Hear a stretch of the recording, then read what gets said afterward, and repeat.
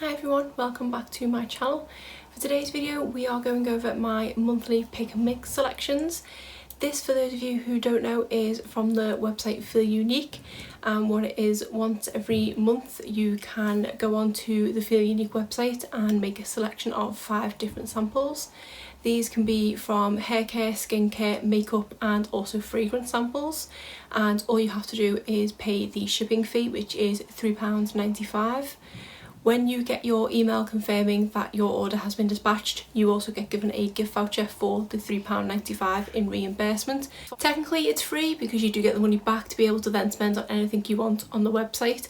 As far as I'm aware, I've not come across any restrictions as to what you can use the gift voucher against. It doesn't have to be a full size of one of the samples that you've tried, which I think is great. What I'll do first of all is go over my thoughts of the samples that I chose last month, and then I'll show you what I've selected for this month. So after last month's 5 samples, I did pretty well, and there's only one that I haven't tried. That was the Ren Perfect Canvas Serum. This was different than what I thought it would be. I did think this was kind of a serum I could use at night. I hadn't realised it was a kind of pre-makeup step. One of the other samples that I did order was a primer, so I ended up just using that a few times and just didn't get around to actually opening this, so I can't give my opinion on this, but I will give it a try in the future. Onto the primer that I picked, and this was the Cover FX Blurring Primer, and I've used this probably 3 or 4 times now. There's still a lot of product left in here. You don't need an awful lot to cover your whole face, and I do quite like this, to be honest. My kind of go-to primer at the moment is the Smashbox Photo Finish Primer, and I do think that is a kind of blurring primer as well, so kind of gauge them as being quite similar to each other, so it was good to be able to compare this to that one. As to their effectiveness, I think they're pretty much very similar. I don't know where they are with regards to pricing with each other. I didn't think to check before I started filming, but if it was the case that this was perhaps cheaper than the Smashbox one, I would definitely consider purchasing this instead of it in the future. I've only been recently getting into primers, to be honest, and I haven't quite got to grips with how good they are in all different aspects. To me, it's just whether my foundation applies smoothly and stays on for that little bit longer. So I feel like this did a good job, and I do feel like it did blur my pores and did give me that sort of smoother canvas to be able to apply my foundation, so I would recommend this. Then onto an item that, even though I did try, I couldn't fully test out. That is the This Works Pillow Spray. This was the Sleep Plus one. There were 2 options when I chose this. There was just a normal sleep spray, and then there was a Sleep Plus which has a eucalyptus scent as well as the other things. I think it's lavender and things that they smell of. When I initially smelled this, I was a bit intimidated by it because it did smell so strongly of eucalyptus, but when I was actually able to get the products out, it wasn't too bad. My issue with this is that the actual pump is broken. As soon as I start pumping it, it just kind of leaks everywhere and it's not fully depressing, so I'm not getting much product out of it. I'm not able to kind of spray it onto my pillow. What I was having to kind of do was wrap a tissue around it and squeeze it within the tissue so that the product would then leak onto the tissue, and then I was just slipping that into my pillowcase. I was able to try the actual product itself, but I wasn't able to try it in the way it was intended, and that you just spray it directly onto your pillowcase and things. With regards to effectiveness and scent and things, it's not as effective as the resting night cream that I used. That is kind of more soothing, but I have had a cold in the past few days, and the eucalyptus in this has meant that I've been able to fall asleep that bit quicker, even though my nose has been quite bunged up, so it's been really good in that respect. I think even though it is quite difficult to use because the pump's broken, I think I'm just going to keep hold of this and use it when I have a cold. I'm happy still using my resting cream if I do need a good night's sleep. I did try to get the normal spray when I made my selections this month, but they didn't have it. They only had some kind of exfoliating spray. But I will definitely be keeping an eye on the samples in the future to be able to try the normal one, because this did work. It's just I want to be able to try it properly, but definitely recommend it if you've got a cold and you need a good night's sleep. This has the aspects of the eucalyptus plus the lavender and chamomile, I think it is. So would recommend it, but kind of take that with a pinch of salt because I've not been able to test it properly. Then we have the First Aid Beauty Concealer that I tried. This is the Bendy Avocado Concealer, and this did come with 7 different shades of samples. There is Bone, Fair, Light, Medium, Tan, Rich and Deep. Obviously these 3 here are not my skin type in the slightest. I have tried the lightest 3, and this shade Light was quite a bit darker than I thought it would be, so I haven't even bothered trying the medium. So if I just hold these down without spilling, hopefully you can see the actual shades. To me, there's not much difference in the tone of them. For my personal preferences, I do like my concealer to have a kind of peachy pink undertone. I find like that works better with my under eye dark circles and any redness that I have on blemishes. The peach and pink kind of counteract that. I found with all three of these that they are more kind of yellow undertoned, or they did look so on my skin anyway. I think out of the three of them, the ivory shade here is probably the most peachiest one, but that under my eyes especially was just too brightening. I don't really like brightening concealer under my eyes because I find that that does kind of emphasise things more than conceal it. So this shade was a little bit too light, which I did expect, to be honest. And then these two shades just weren't the right undertone to be able to cover my dark circles. I do actually have kind of a bit of all three under my eyes at the moment because I just haven't quite found the right combination yet. It might just be that there isn't this right shade for me in this range of concealers. It's not a problem. With regards to the formula, it is quite a watery consistency, which is why I'm not pulling these down too much because it will leak everywhere. A little does go a long way. You really don't need a lot because it is that quite a thin consistency, so it does cover quite a lot of area with just the tiniest of amounts. I most of the time have literally been dipping my finger onto this outer sheet here because that has enough of a coating to then just dab it under my eyes. I don't tend to use a brush when applying concealer, whether it be on blemishes or under my eyes. One of the claims of this concealer, the main claim being called Bendy Avocado, is that it's supposed to be a flexible concealer. I'd never really appreciated what that meant before, and obviously reading into it, it does say that it moves with your facial expressions and things, and it should mean that the concealer doesn't crease. I unfortunately didn't find that. On an everyday basis, I use the YSL Touche Eclat concealer, which is a thinner consistency but is still a bit thicker than this, and I never have any problems with creasing with that. I sometimes don't even necessarily need to set that. With this, I found if it didn't set it straight away, it would cause creasing, which is a problem because that's one of its kind of selling points. So I might still use up what I've got here, but I'm not going to force myself to because it's not my most favourite concealer I've ever tried.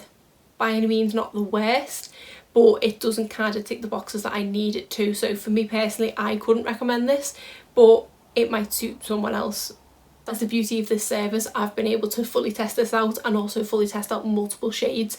So if you can pick up something like this as part of the service, it is definitely a great way to try it out, and you never know, it might work for you. And then the final one from last month was this Philip Kingsley PK Prep Polishing Balm. So this is a styling balm that you apply to damp hair. It does say it is supposed to be frizz free. I have not found that. There are not many products, to be honest, that can seem to battle my frizz in my hair. When I first dry my hair and straighten it, it is straight, but it just doesn't last long. It just tends to gain volume, especially in the warm weather that we're having. It just, by the end of the day, it gains volume. It's got a kink in it and a bit of a curl, and it's also very voluminous and thick and frizzy. Before getting this sample, I've been kind of using a combination of a Aussie hair defrizz spray and my Moroccan oil in the ends, or I've been using the Naughty Intensive Moisturiser leave-in conditioner, I think that's what it's called. And this is probably, out of those, this is the worst. It's definitely not the worst I've ever tried. There are so many more products that I've not even been able to tame the frizz at all. This works for a short amount of time, but it is kind of up against it because I am testing it in warm weather. I think if I maybe use this in winter, it might work that little bit better. So I think I'm probably going to stop using this for now that I've been able to give it a full review, and I might just pick it up again in the winter and see how it fares then when my hair isn't as frizzy. Obviously, unless it gets wet, then that's a whole other story. But if you have a normal dry winter's day, it does tend to stay that little bit straighter. So I'm intrigued to see how that would work then. So that's it for the products that I tried from last month. Now I will show you what I chose this month. I did actually find it was kind of slim pickings this month. I think I may have just completely timed my selections wrong because they are forever changing. They're continually adding new things each day and taking things off. And within a couple of days of me making my selection, I did see that Diary of a Beauty Geek had made hair selections, and one of hers included a sample of a NARS Climax mascara. Yes, okay, I don't need to try that mascara because I have already tried it, but I've also finished the one that I had, so I would quite like to have another little one in my collection again. So I was gutted that I did miss out on that literally by a couple of days. And then I think in her samples that she chose last month, I was able to get a full-size sheet mask. So this service is completely about timing, because it isn't a set day of the month that you can choose your items, but you can only choose them within 1 month. So say for example I make my selections on the 10th of the month, I then can't make my next month's selections until the 10th rolls around again. And I've tried doing it at all different times in the month, thinking they might roll better items out towards the beginning of the month or towards the end, and that's not the case. It is literally luck of the draw. So the products that I've picked, I kind of did just have to go with a couple of them because I couldn't pick anything else. And I also don't think this is a very high value month. The past few months, possibly 3, maybe 4 months, have all been pushing the kind of £15–20 range of what I've worked out the values to be. This one I'm barely scraping £10, but let me show you what I've got. The first thing we have is this Jurlique Signature Moisturising Cream. I hadn't realised this was actually an Australian brand. I've seen it around quite a few times, and from what I've heard it is a pretty decent brand. It is quite a pricey brand, but their things seem to work. I quite like the simple packaging of this, and it just says it is a deeply nourishing moisturiser to revitalise skin's youthful glow by reducing visible signs of ageing. I am really struggling with the fine lines on my forehead at the moment. I'm starting to get really self-conscious about them, so I am desperately starting to look into more anti-aging things. So gonna give this one a go. I know with samples this size I'm not going to get a fair enough representation whether the product's good or not, because you do tend to have to give skincare that bit longer, but I'm intrigued to see what it does. So excited to give this one a go. So the full size of this is 50ml for £55. This 2ml sample I work out to be £1.82. Next we have this Nuxe, not too sure how you pronounce the brand, French. This is a Insta Mask, Rose and Macadamia Exfoliating and Unifying Mask. I don't think I'd clicked on when I ordered it that it was rose scented. I'm not overly a big fan of rose, so we'll see how it goes. They did have 3 different variations, but I do quite like an exfoliating mask, which is why I chose this one. I've tried a few things from this brand in the past in various subscription boxes and they haven't been too bad, so keen to see what this one's like. The full size of this is 50ml for £19.50.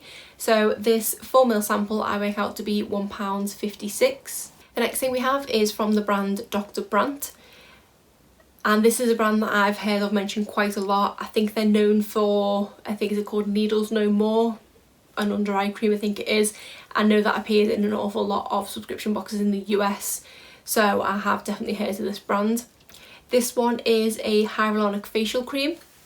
I do have quite a few things with hyaluronic acid in them, and I do feel like it is good for my skin. It does make me feel more refreshed and it does really moisturise my skin. This one says it is multi-hydrating with the other numerous things that it's got in it. So this sample is the most expensive out of all of the ones that I've picked.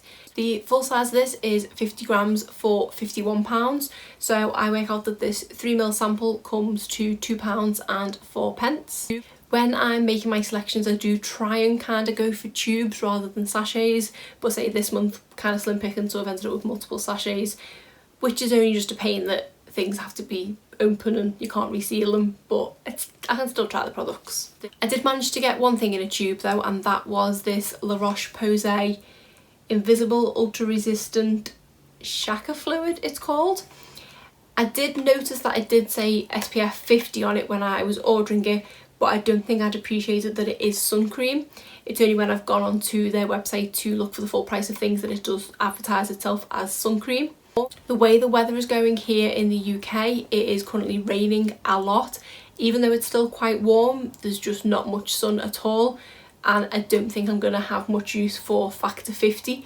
So this is one I will not be surprised if I don't get around to using come next month. So the full size of this is 50ml for £17.50, and this is a 3ml sample, so I work this out to be £1.05. And then the final item that I chose was actually a perfume sample, I haven't picked up perfume samples in a long time. I do tend to go for hair care, skincare and makeup from them. So again, slim pickings, thought I'd just go for a fragrance, and there was quite a few on by Huda Beauty. I just didn't appreciate that they had perfumes at all. This one is the K-Ali Elixir 2. They did have ones that just have specific scents, like I think they had a vanilla one and then I think they had a rose scented one. So this one, from the little description that it had, seemed to be more the kind of scent that I like, so thought I would pick this up. I've had a little spritz of it and it is pretty strong, so I can be a bit sensitive to smells. If they are overly strong, I do get a bit of a headache, so I think this might just be a kind of one spritz and go. It's not a bad scent, but I don't know if it's what I expected it to be. But I will obviously try it a few times over the course of the month and come back with my full review on it next month. So the full size of this is 50ml for £66.50. This is a 1.5ml sample, so I worked this out to be £1.99. I do have to appreciate now though, the perfume samples come with a spray, rather than it used to be the little kind of stopper and you'd have to dab it on your wrists. It is so much better than being a spray because you can use them like an actual perfume then. I feel just kind of dabbing a perfume on, you don't get the full kind of thing of it. So I'm keen to give it a go. At the moment I'm not holding my breath that I'm going to like it or not, but to be honest, from an initial smell it did kind of smell like something my mum might like, so if I don't like it I can pass it on to her. I forgot to write down the scents of it, but I've just noted it does actually say inside this book. So it says it is red apple, rose de may absolute, jasmine, sambac absolute, vanilla and patchouli. I think I'd seen the red apple and vanilla and thought that I might like it, but maybe it's the rose and jasmine that I'm not too keen on. But I say I'll come back to you on that one to see how I feel.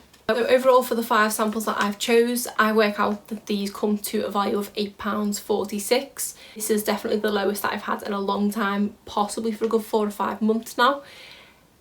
I'm not surprised because I couldn't be as kind of selective as I am with choosing bigger samples or more expensive brands and things like that. I did have to just kind of go with what was there, and I say there wasn't many tube samples that I hadn't already tried or that I didn't fancy at all. So that's it for my pick and mix unboxing. If you like this video, please be sure to give it a thumbs up and subscribe if you're not already. Thanks.